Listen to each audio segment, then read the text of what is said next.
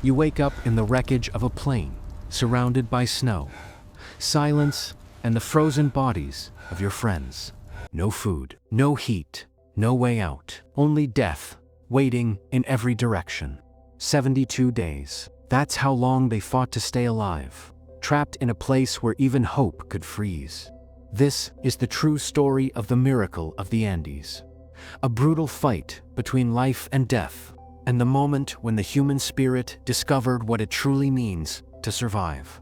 On October 13, 1972, a small chartered plane carrying 45 people, players from the Uruguayan Old Christians rugby team, their friends and their family, took off from Montevideo, Uruguay, heading to Santiago, Chile. Inside that plane, everything felt normal. The players laughed, joked, talked about sports and their upcoming match. They had bags packed with clothes, a few chocolate bars, and bottles of wine, the kind of simple comforts you bring on a short trip. As they crossed the Andes Mountains, no one could have imagined what was waiting ahead. The Andes, beautiful, majestic, and endless, stood beneath them like a sleeping giant. But that day, the weather turned against them. Thick clouds rolled in, visibility dropped. The pilots struggled to navigate. Their instruments said one thing, their eyes told another. They thought they were descending toward Chile, but in reality, they were still deep within the mountains. Then it happened, with a sudden, horrifying impact. The plane struck a ridge. Metal screamed. The tail was torn off. The fuselage shattered and slid violently down a glacier before grinding to a stop on the ice. Silence followed, broken only by the wind and the cries of the wounded. Dozens were killed instantly. The survivors woke up in shock, surrounded by wreckage, snow, and death. Their world had changed in seconds.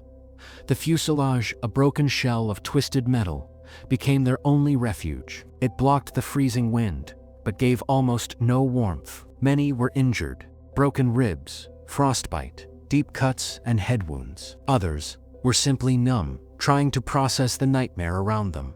Outside, there was nothing but white, a vast, endless sea of snow. No trees, no sound, no sign of life. Inside the wreck, they tried to stay alive. They melted snow for water, using bits of metal and sunlight. They shared what little food they had, a few chocolate bars, some wine, and hope. In the beginning, they believed rescue would come soon, any moment. They thought helicopters would appear over the mountains, but days passed. Then, one day, they found a small transistor radio in the wreckage. They turned it on, huddled together, and listened, desperate for news. What they heard crushed them. The search had been called off. Authorities had stopped looking. Everyone believed the plane was lost forever, that no one could have possibly survived. That moment changed everything. The survivors realized they were truly alone, stranded on a frozen glacier, 11,000 feet above sea level, with no food, no rescue, and no way out. The first days were pure lessons in survival. In human improvisation, they quickly learned that snow could give them water.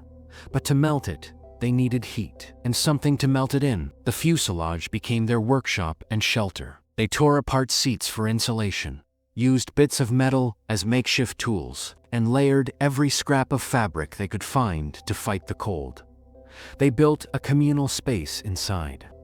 The wreck, huddling together, sharing body heat, breathing warmth into the freezing air. But no matter what they did, the cold was merciless. Frostbite began stealing fingers and toes. Cuts turned into infections. Even the strongest began to weaken. Food ran out faster than anyone had imagined. The plane had only been packed for a short trip. Just snacks, candy, chocolate, and a few small treats. But at 11,000 feet, every breath burned energy, and the freezing cold drained their strength faster each day.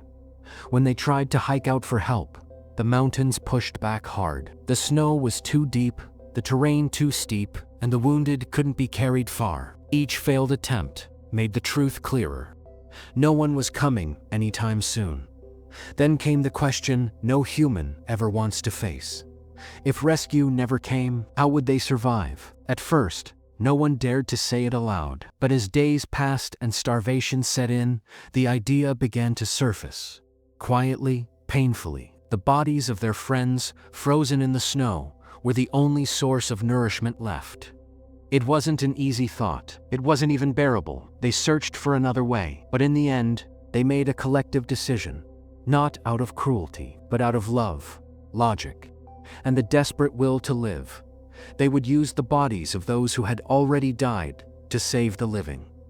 That choice haunted them forever, but it also gave them the strength to survive long enough to hope again. Psychologically, the ordeal broke and reshaped them. Hallucinations came and went. Some drifted into numb silence. Others stared at the mountains, lost in memories of home, of family, of life before the crash.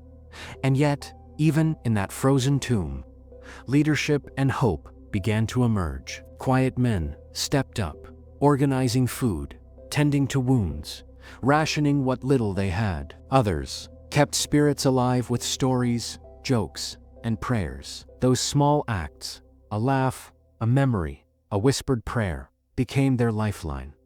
They were no longer just surviving the cold. They were fighting to stay human. Weeks into their ordeal, just when they thought things couldn't possibly get worse, the mountain struck again. In the middle of the night, an avalanche roared down the slope, a wall of snow and ice crashing straight into the wreckage. In seconds, everything was buried. Some survivors were trapped under the snow. Others crushed or suffocated before they could even scream. When the snow finally settled, several more were dead. The fragile shelter they had built, their only sense of safety, was gone. That moment changed everything. The survivors realized that this wasn't just about waiting anymore. The mountain wasn't going to let them live quietly. If they stayed, they would die, slowly, painfully, one by one. So they decided to fight back. The avalanche became a turning point. It gave them something that even food couldn't resolve. They began to prepare, seriously this time, for an escape attempt.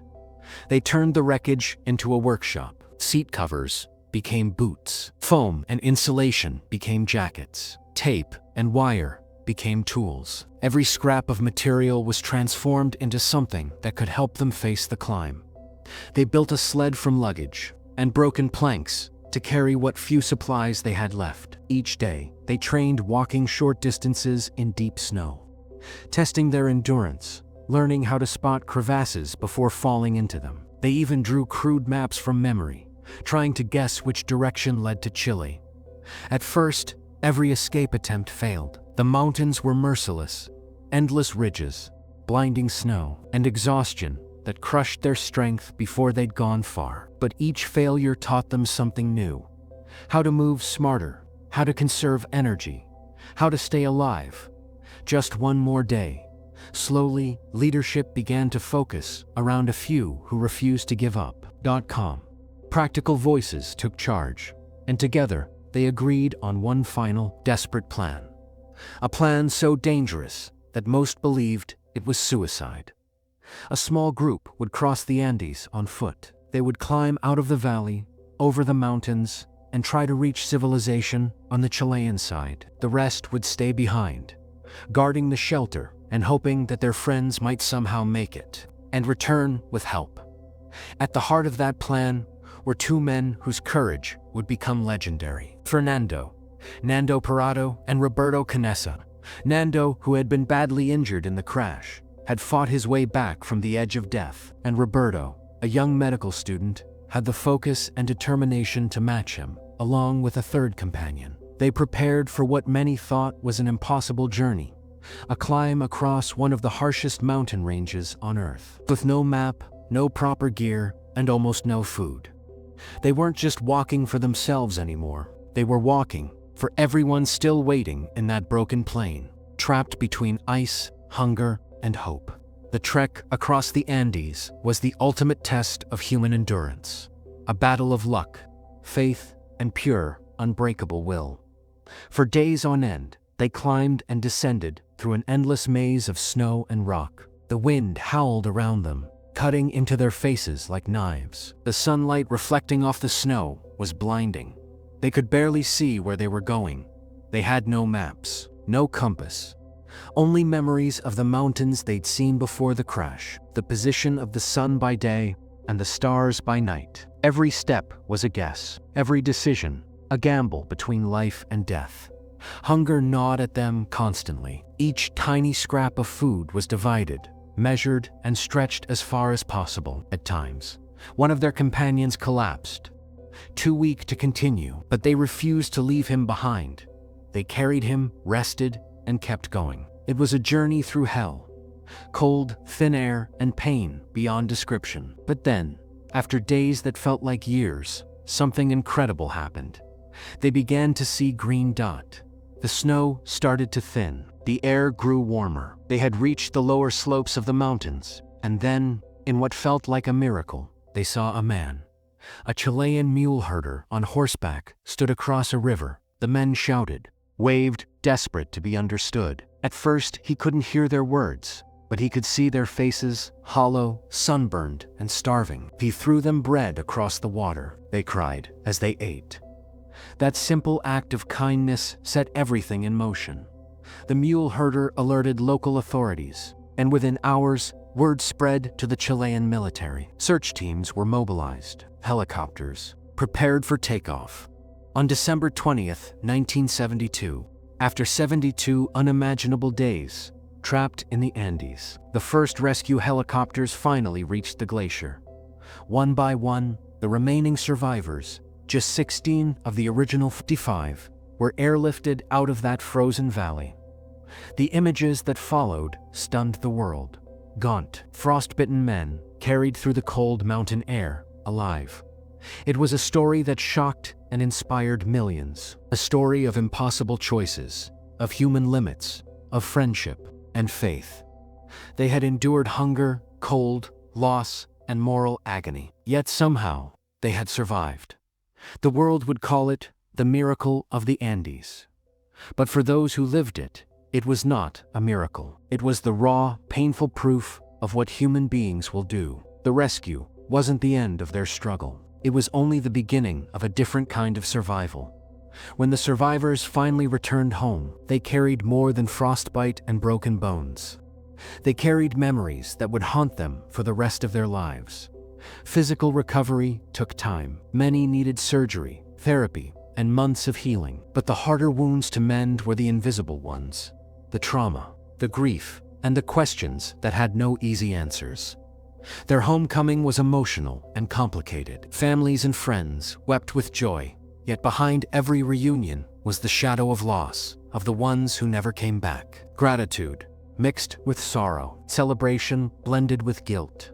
Soon, the world wanted to hear their story. The survivors spoke in interviews, wrote books, and later watched as their experience became movies that reached millions. They shared what had truly happened in those mountains. Not only the physical struggle, but the moral choices that tested the very core of what it means to be human. Public reaction was intense. Some people called them heroes. Others recoiled in shock at the idea of what they had done to stay alive. The decision to eat the flesh of those who had already died, a choice born of necessity, not cruelty, became a topic of debate across the world. Ethicists, theologians, and ordinary people all asked the same question: what would I have done? But for the survivors, it was never about judgment or fame. What mattered most to them was the bond that had kept them alive, the brotherhood that formed in the heart of despair. They spoke not just of hunger or death, but of kindness, the small human acts that held them together, sharing the last piece of chocolate, taking turns, keeping watch through a storm, telling stories in the dark just to remind each other they were still human. Those were the things that truly kept them alive. Their story didn't just move hearts, it changed systems. The tragedy led to improvements in flight safety, navigation, and search and rescue protocols. Aviation officials studied every detail of what went wrong, hoping that lessons from Flight 571 would prevent future disasters. Through books like Alive and later film adaptations, the story of the Andes survivors reached generations across the world. It became more than a tale of tragedy. It became a symbol of endurance, courage, and the unbreakable will to live. in the end.